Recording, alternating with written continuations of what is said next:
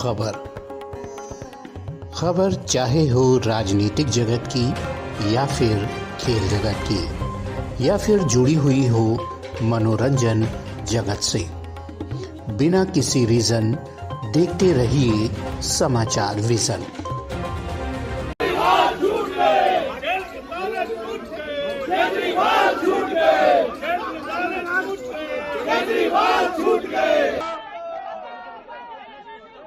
आज देश एक बहुत नाजुक दौर से गुजर रहा है।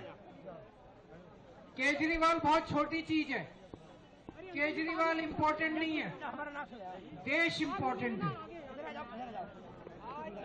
हेलो, देश के अंदर कुछ लोग, कुछ राष्ट्र विरोधी ताकतें देश को अंदर से कमजोर करने की कोशिश कर रही हैं, देश को बांटने की कोशिश कर रही हैं, भाई को भाई से लड़ाने की कोशिश कर रही हैं, जुडिशरी को कमजोर करने की कोशिश की जा रही है, न्याय व्यवस्था को कमजोर करने की कोशिश की जा रही है, जजों को डराया धमकाया जा रहा है। आज देश के अंदर इलेक्शन कमीशन को कमजोर करने की कोशिश की जा रही है, ईडी पे कब्जा किया जा रहा है, सीबीआई पे कब्जा किया जा रहा है। देश को अंदर से कमजोर करने की कुछ राष्ट्र विरोधी ताकतें कोशिश कर रही हैं। हमें इसका मुकाबला करना है दोस्तों।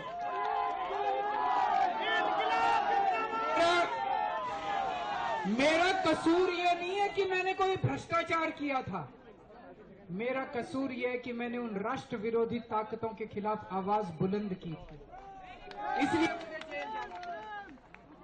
लेकिन मैं हमेशा इन ताकतों के खिलाफ लड़ा हूं और आगे भी इन ताकतों के खिलाफ लड़ता रहूंगा।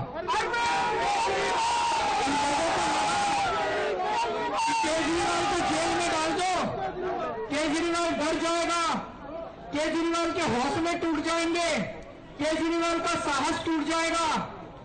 दोस्तों, जेल की दीवारों ने मेरे साहस को 100 गुना ज्यादा बढ़ा दिया है। इनकी जेल की दीवारें, इनकी जेल की सलाखें केजरीवाल के हौसले को कम नहीं कर सकती, कमजोर नहीं कर सकती। मेरी बाकी की जिंदगी देश को समर्पित है। मेरी जिंदगी का एक एक पल, मेरे खून का एक एक कतरा और मेरे शरीर का एक एक कतरा मेरे देश के लिए समर्पित है दोस्तों।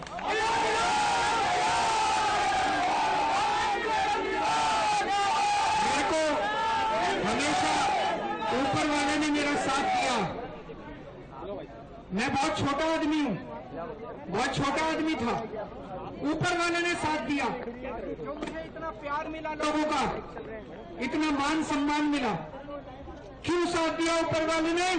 क्योंकि मैं सच्चा था, मैं सही था, मैं लोगों की सेवा करता था, मैं मुल्क के लिए लड़ता था, मैं राष्ट्र के लिए लड़ता था, इसीलिए ऊपर वाला मेरे साथ है। मैं ऊपर वाले से प्रार्थना करना चाहता हूं कि भविष्य में भी मुझे इसी तरह से रास्ता दिखाता रहे और मैं अपने देश के लिए, अपने लोगों के लिए आने वाले समय में भी लड़ूंगा। आप it could be resolved that we are quite satisfied. The refugee people who received from the grant of bail,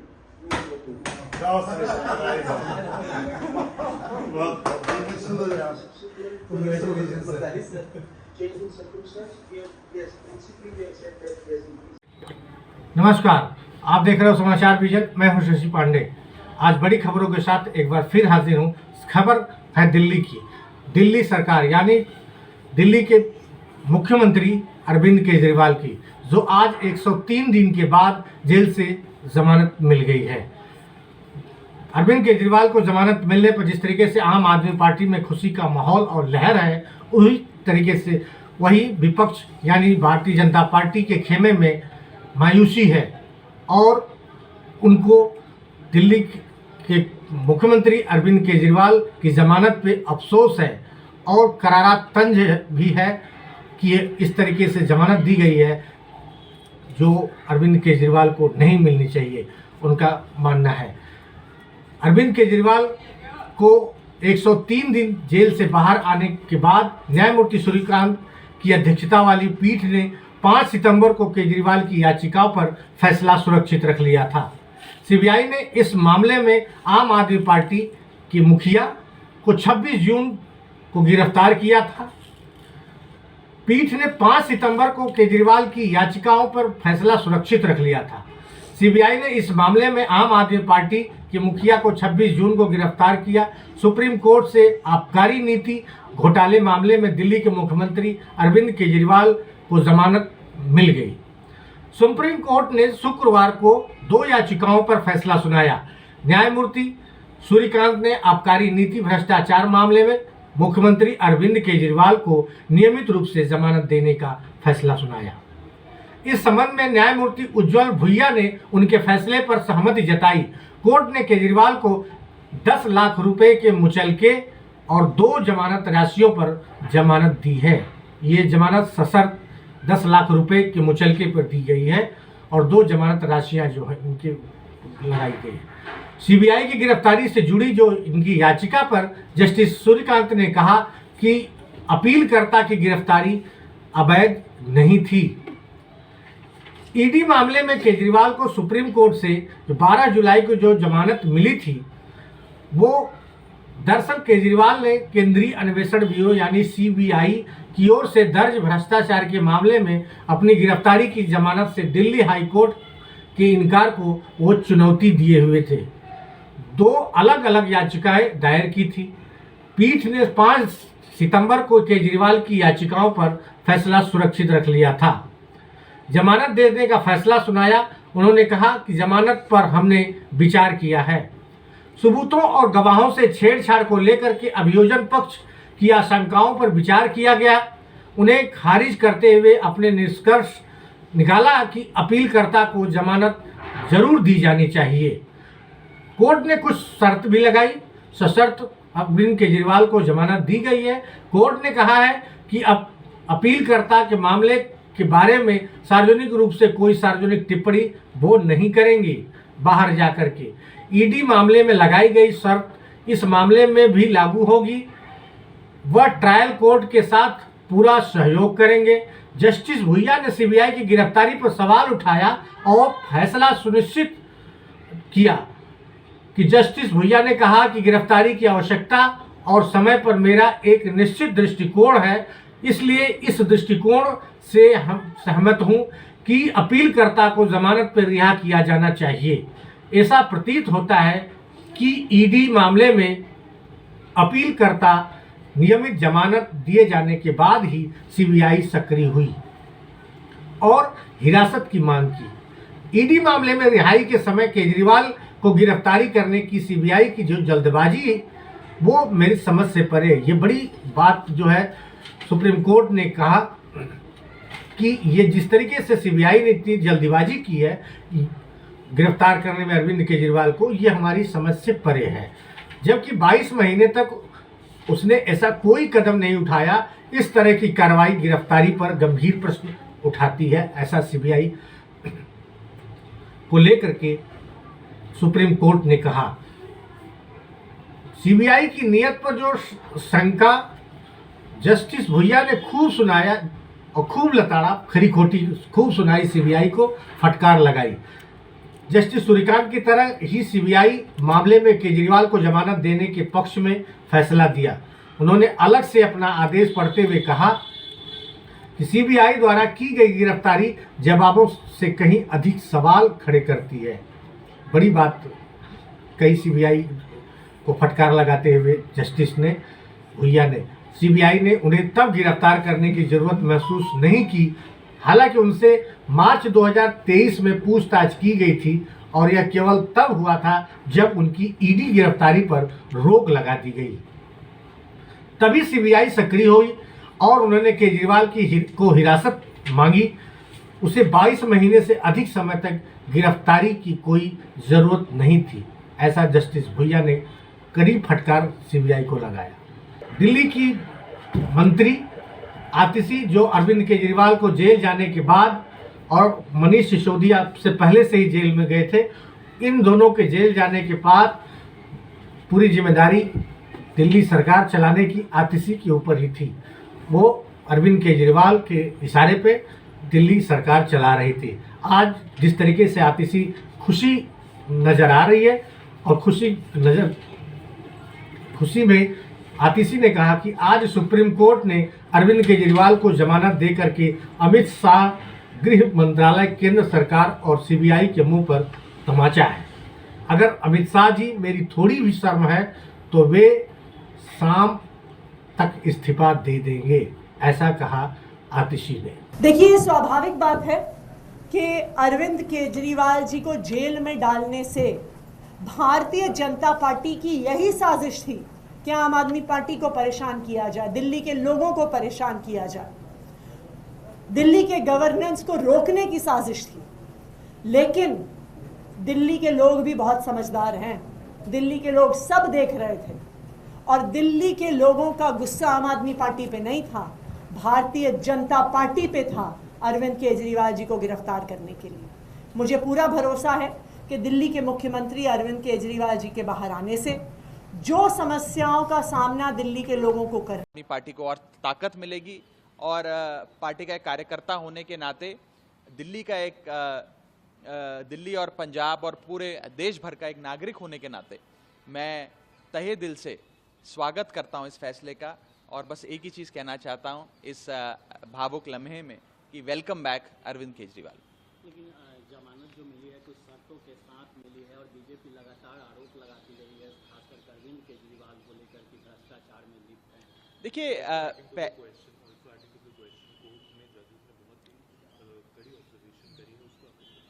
देखिए मुझे लगता है कि सुप्रीम कोर्ट का फाइनल ऑर्डर आने के बाद एक बार उसको पूरी तरीके से पढ़ने के बाद वकीलों के साथ बैठ के आगे की रणनीति बनाई जाएगी, पर्टिकुलरली कंडीशंस को लेकर जिसके तहत बेल दी गई है। अभी क्योंकि एक अंश ही सुप्रीम कोर्ट का ओरली पढ़ा गया कोर्ट में, तो उस पर मैं विस्तार से टिप्पणी नहीं करना चाहूँगा। एक बार जजमेंट की कॉपी मिल जाए, मुख्यमंत्री जी रिहा हो जाएं और उसके बाद वकीलों के साथ बैठकर आगे की रणनीति बनाएंगे। लेकिन मोटे मोटे तौर पर आज उनकी रिहाई के इस आदेश से केवल आम आदमी पार्टी में नहीं बल्कि दिल्ली और देश में एक खुशी की लहर दौड़ गई है और एक लंबे संघर्ष के बाद अरविंद केजरीवाल जी लौट रहे हैं। लगता है कि बहुत ज़्यादा समय तक झूठ के दम पर आप सच को कैद नहीं कर सकते। आखिरी सवाल कि अरविंद केजरीवाल के रिहाई के बाद हरियाणा में जो चुनाव हो रहे हैं उसका उस चुनाव पर भी असर होगा? नहीं, देखिए जाहिर तौर पर अरविंद केजरीवाल जी अब हरियाणा की चुनाव जो है उसकी बागडोर संभालेंगे। आम आदमी पार्टी हर चुनाव, दिल्ली हो, पंजाब हो, गुजरात हो या फिर आने वाला हरियाणा का चुनाव हो, वो सब अपने नेता, अपने राष्ट्रीय संयोजक अरविंद केजरीवाल जी की अध्यक्षता में लड़ती आई है। ये मेरा विश्वास है कि आते ही वे हरियाणा चुनाव में शिरकत भी लेंगे और उसकी कमान संभालेंगे आम आदमी पार्टी की ओर से। अखिलेश यादव ने, वहीं संजय सिंह आम आदमी पार्टी और राज्यसभा सांसद ने कहा, झुकते हैं तानाशाह तो झुकाने वाला चाहिए। अरविंद केजरीवाल जी ने देश के तानाशाह को झुकाने का काम किया है। सुनिए जरा क्या कह रहे हैं संजय सिंह। झुकते हैं तानाशाह, झुकाने वाला चाहिए। अरविंद केजरीवाल ने देश के तानाशाह को झुकाने का काम किया। एक्साइज केस में कहीं कुछ नहीं मिला, किसी भी व्यक्ति के खिलाफ कुछ नहीं मिला। एक झूठ का पहाड़ खड़ा करके भारतीय जनता पार्टी ने, मोदी सरकार ने ईडी, सीबीआई का इस्तेमाल करके आम आदमी पार्टी को खत्म करने की कोशिश की, अरविंद केजरीवाल को खत्म करने की कोशिश की। लेकिन सच की जीत होती है, अन्याय का अंत होता है, तानाशाही का अंत होता है। और आज अरविंद केजरीवाल जी बाहर आएंगे और अब हरियाणा के चुनाव में भी हम लोग पूरे मजबूती के साथ जुटेंगे, दिल्ली के चुनाव में भी जुटेंगे और इस तानाशाह हुकूमत का अंत होगा। अब इसका समय नजदीक आ रहा है। वहीं दिल्ली के मंत्री मनोज तिवारी जो प्रतिक्रिया दे रहे हैं, कह रहे हैं कि एक आरोपी को बेल मिल रहा है, वो सीएम है, पर कोर्ट कहती है कि फाइल साइन नहीं कर सकते, सीएम कार्यालय नहीं जा सकते, ऐसी शर्तें कोर्ट द्वारा लगाई गई हैं। तो फिर कुर्सी पे चिपकने रहने की क्या वजह है? कुर्सी पे चिपकने से उन्हें क्या मिलता है? एक आरोपी बेल पर बाहर आ रहा है। वो दिल्ली का दोषी है, दिल्ली का अपराधी है, क्योंकि उनका अपराध दिल्ली के साथ हुआ है और वो दिल्ली के मुख्यमंत्री हैं। लेकिन कोर्ट कहती है कि आप मुख्यमंत्री ऑफिस नहीं जा सकते, आप मुख्यमंत्री के रूप में कोई फाइल साइन नहीं कर सकते। बेल पे जेल से बाहर आ रहे हैं। पहला आरोपी सीएम है जिसको फाइल पे साइन करने की अनुमति नहीं है, मुख्यमंत्री कार्यालय जाने की अनुमति नहीं है, तो फिर काहे मुख्यमंत्री पद से चिपके हुए हो? दिल्ली के प्रति अगर जरा भी दर्द है तो इस्तीफा दे दो, किसी और को बिठा दो उस पे भाई। कोर्ट कहती है कि सीबीआई की गिरफ्तारी बिल्कुल कानूनी सही है और बेल भी जो मिलेगी वो 10 लाख रुपया के निजी मुचलके पे, 10 लाख रुपया के, थोड़े मोड़े नहीं। कितने बड़े अपराधी हैं, कितने बड़े आरोपी हैं। जब जब जरूरत पड़ेगी परीक्षण के लिए उपस्थित होना पड़ेगा। दिल्ली के लिए अगर थोड़ा भी दर्द होता तो व्यक्ति अपने पद से इस्तीफा देता, किसी को बिठाता, दिल्ली कम से कम चलती। आज दिल्ली की हालत क्या है? सड़कें टूटी हैं, पानी गंदा है, टैंकर माफिया फल फूल रहे हैं, बिजली पानी के बड़े बड़े बिल आ रहे हैं, सब परेशान हैं। अरविंद केजरीवाल जी, अगर नैतिकता है तो अपने पद से इस्तीफा दो। दिल्ली के सीएम अरविंद केजरीवाल की जमानत पर राजद नेता तेजस्वी यादव ने कहा, एक अच्छा है कि उन्हें अरविंद केजरीवाल जमानत मिल गई है, लेकिन अगर सुप्रीम कोर्ट की टिप्पणियों पर नजर डालें तो जिस तरीके से सरकारी एजेंसियों की पोल खुल रही है वह भी काबिले तारीफ है, जिस तरीके से ये ध्यान दे रहे हैं। सुनिए जरा क्या कर रहे हैं तेजस्वी यादव। और काफ़ी अच्छी बात है, बेल हुई है, लेकिन जब सुप्रीम कोर्ट के ऑब्जर्वेशन को जब देखा जाए तो जिस प्रकार से सरकारी एजेंसियों की जिस प्रकार से पोल खोली जा रही है कोर्ट द्वारा, ये भी गौर करने लायक है। जिस प्रकार से भेदभाव किया जा रहा है, एक चुनिंदा लोगों को ही जो है पॉलिटिकली जो है टारगेट किया जा रहा है, ऑपोजिशन के लोगों को टारगेट किया जा रहा है, उस दौर में सुप्रीम कोर्ट के जो ऑब्जर्वेशंस हैं, जिस हिसाब से फटकार लगाई जा रही है, ईडी हो या सीबीआई हो, ये भी गौर करने लायक है। तो इसमें तो हद तो भारत सरकार की पिट रही है। तो हम तो यही चाहेंगे कि भाई निष्पक्ष जांच होनी चाहिए, कहीं भी हो। कॉन्स्टिट्यूशन एजेंसीज जो है, संवैधानिक एजेंसियों को किसी के दबाव में या पॉलिटिकल वेंडेटा के हिसाब से किसी को टारगेट नहीं करना चाहिए। फेयर प्ले जो है, फेयर इन्वेस्टिगेशन जो है वो होना चाहिए। तो आज केजरीवाल जी को बेल मिली है, उनसे पहले भी उनके साथियों को बेल मिली है। तो मैं आम आदमी पार्टी और उनके नेता और केजरीवाल जी के परिवार को बधाई देता हूँ। इससे पहले सुप्रीम कोर्ट द्वारा सीबीआई को फटकार कड़े शब्दों में लगाई गई और उन्हें आज सशर्त जमानत दी गई और उसको लेकर के भारतीय जनता पार्टी अपनी अलग अलग तरीके की प्रतिक्रियाएं उनके नेता दे रहे हैं, जबकि अन्य पार्टियां इसको लेकर के संविधान की जीत बता रही हैं। ये संविधान की जीत है और तानाशाह की हार है। इसको लेकर के आम आदमी पार्टी काफ़ी खुशी मना रही है।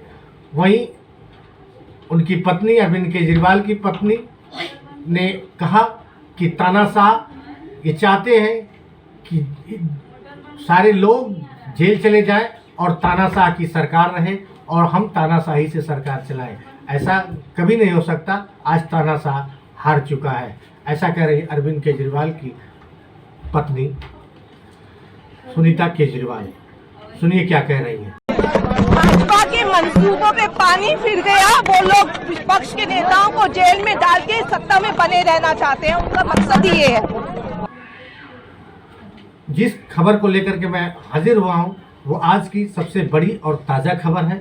हम इस तरीके की खबरों को चुन करके फिर आपके सामने लेकर के आऊँगा, लेकिन एक रिक्वेस्ट करूँगा कि आप बने रहिए और चैनल को सब्सक्राइब और लाइक करिए, ताकि हम नई वीडियो को लेकर के फिर आपके पास आए। तब तक बने रहिए, देखते रहिए समाचार विजन। नमस्कार, जय हिंद।